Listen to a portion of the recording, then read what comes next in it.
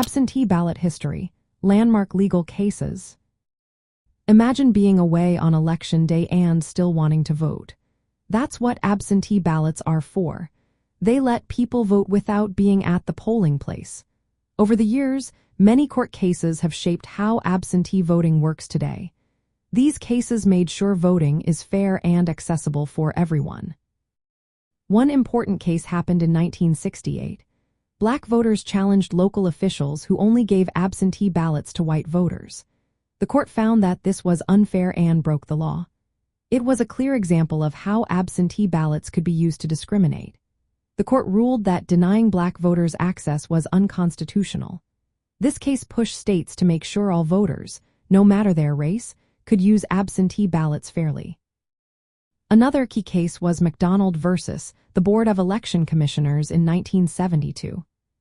It involved Illinois law that only allowed absentee voting if you were physically unable to go to the polls. The Supreme Court agreed with Illinois. They said states can set rules for absentee voting but cannot unfairly exclude certain groups. This case clarified that states could have reasonable rules but must treat everyone equally. The Voting Rights Act of 1965 also played a big role. It aimed to stop discrimination in voting. The Supreme Court supported this law in cases like South Carolina versus Katzenbach in 1966.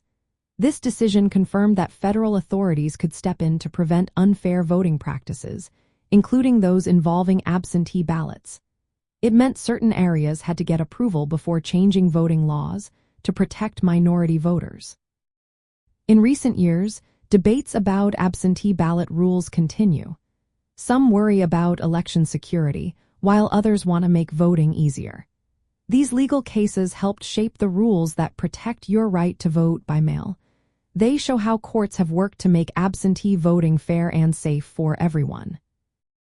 If you are voting by absentee ballot for the first time, remember to check your state's rules.